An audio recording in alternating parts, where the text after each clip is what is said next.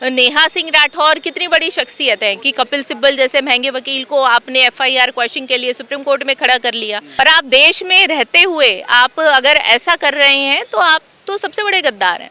देखिए, ये तो अब उसमें पुलिस को चाहिए कि उनको अरेस्ट करना चाहिए। अब मैंने तो सुना है कि अभी भी वो बैठ कर के वीडियोस बनाती हैं से और संविधान से बड़े हों।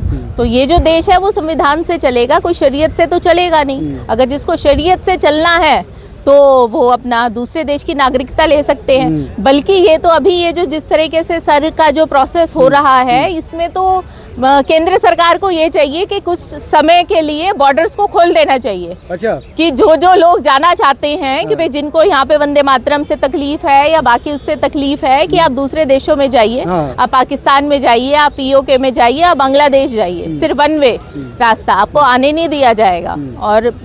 और फिर उसके बाद आप देखिए कि भाई ये देश में कितने लोग रहते हैं। यानी भारत में रहना होगा तो वंदे मातरम कहना होगा। भाई आप तो वंदे मातरम, आपका जन्म भाई को जो भी ये कह रहा है वो तो अब कितने साल का होगा, 100 साल का होगा, 110 साल का होगा। वंदे मातरम तो 150 साल से है, आगे भी रहेगा। आप रहेंगे या नहीं रहेंगे, भाई आपकी जो पहचान है ना, आपकी पहचान से बढ़ करके है वंदे मातरम। तो और जो चीजें देश से जुड़ी हुई हैं वो तो सर्वे सर्वा है, वो पहले भी थी और आगे भी रहेंगी। भाई पाकिस्तान जिंदाबाद पाकिस्तान के लोग बोलते हैं, नेता बोलते हैं, पाकिस्तानी आर्मी बोलती है, वो इस्लामी देश है, वहाँ तो दिक्कत नहीं है। भारत माता बोलने में दिक्कत क्या है? देखिए, भारत माता बोलने में क्योंकि वो जो अपने आप को देश का नागरिक समझता ही नहीं है उसको दिक्कत है। जिसको रोटियां ही चमकानी है अपनी राजनीति की, तो उनको ठीक है कि आप अपना जो सिटीजनशिप है उसको सरेंडर कर दीजिए, नागरिकता को छोड़ दीजिए।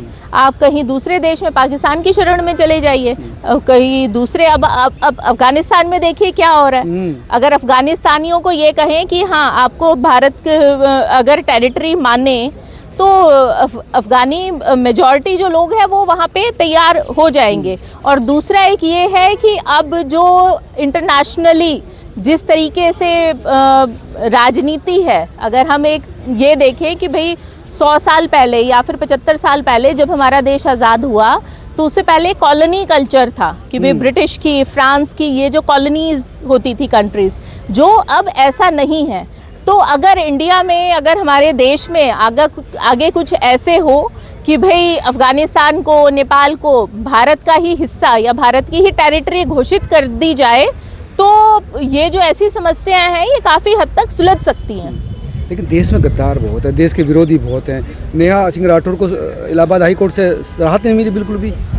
देखिए, उनको जो भी आदमी अपने आप को देश से बढ़कर के समझेगा, देश का अपमान करेगा, बल्कि मुझे तो ये हैरानी है कि अभी तक उनको अरेस्ट क्यों नहीं किया गया। नेहा सिंह राठौर को बिल्कुल उनको बिल्कुल अरेस्ट कर लेना चाहिए। क्योंकि आप ये देखिए बाकी लोगों के समक्ष आप क्या एक उदाहरण दे रहे हैं कि और किसी को भी अपमान करने का ऐसा अधिकार नहीं है।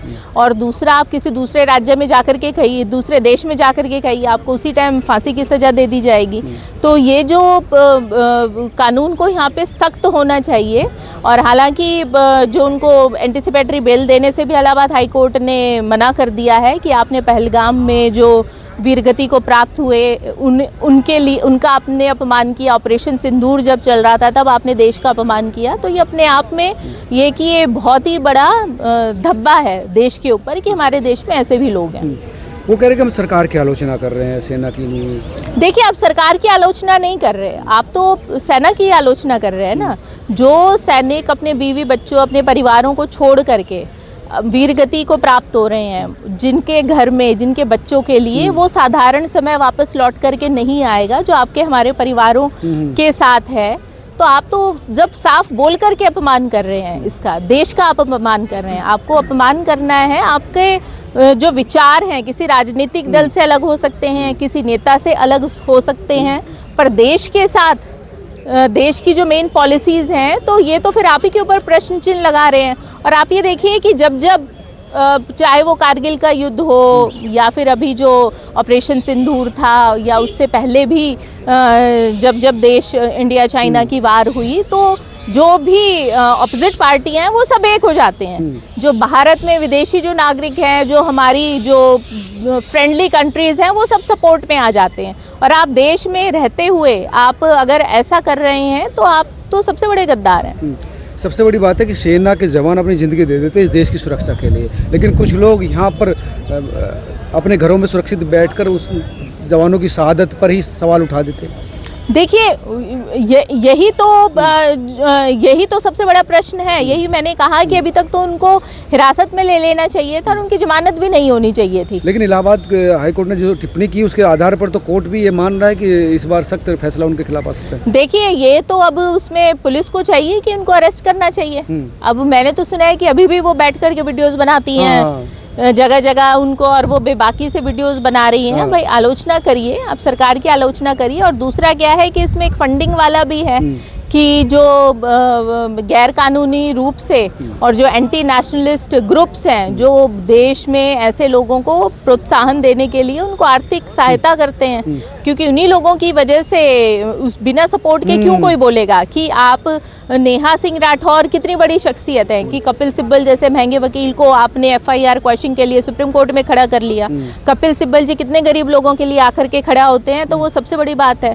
कितने देशभक्ति लोगों के लिए आकर के खड़े होते हैं। आप ये देखिए कि जब कुलभूषण जाधव का पाकिस्तान के अंदर मुकदमा चल रहा था तो पाकिस्तान में एक भी पाकिस्तानी वकील ने सपोर्ट नहीं करा था, और आप अपने देश के अंदर ही आकर के वो कर रहे हैं। हालांकि मैं इस चीज़ में, इस विषय में नहीं जाऊंगी कि सीमा हैदर को सपोर्ट करने के लिए भी बहुत सारे लोग हैं। तो यहाँ पे आपके चैनल के माध्यम से मैं ये कहना चाहूँगी कि भाई जो गैर कानूनी रूप से और जो हमारे दुश्मन देश के लोगों को जो सपोर्ट कर रहे हैं, उन्हें कुलभूषण जाधव को भूलना नहीं चाहिए।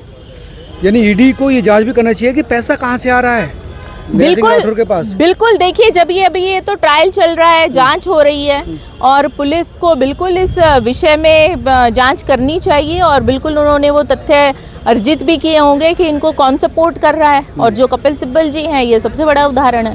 लेकिन वो बात है, कपिल सिब्बल हो, अभिषेक मनु सिंह भी, ये सबसे महंगे वकील माने जाते हैं। एक बार पेश होने की कई लाख फीस रहती है। तो समान आदमी काबा गाने वाली महिला तो के पास तो मुझे लगता नहीं, वो कहती है मेरे अकाउंट में 400 कुछ है, हालांकि कॉफ़ी हाउस में बैठ के 500 की कॉफ़ी पीती है। देखिए, अगर जो कोई देश के बड़े वकीलों को, और वो भी क्या कि जो कपिल सिब्बल जी के ऊपर एक लेबल लगा हुआ है कि वो कांग्रेस के हैं, हालांकि समाजवादी पार्टी ने उनको राज्यसभा का MP बनाया हुआ है, कांग्रेस से तो वो पुराने जुड़े हुए हैं। तो ऐसे वकीलों को, जो एक आम आदमी के बस की बात नहीं है, आप सिर्फ एक यूट्यूबर होते हुए और एक सोशल मीडिया इन्फ्लुएंसर होते हुए, कि आपके पास ऐसी कौन सी आर्थिक शक्ति है कि आप इतने बड़े बड़े वकीलों आकर के आपकी पैरवी कर रहे हैं। धन्यवाद। तो ये थी रीना सिंह, जिनका कहना था कि देश से बड़ा कोई नहीं होता। सेना की शहादत पर सवाल उठाने वाला देश का कैसे हितैषी हो सकता है, इसकी जांच सिर्फ सरकार को नहीं बल्कि ईडी को भी करनी चाहिए, ताकि पता लगे कि कौन है इसके पीछे। आप लोग क्या सोचते हैं जरूर बताइए। वीडियो अच्छी लगी हो तो जरूर शेयर करें। धन्यवाद।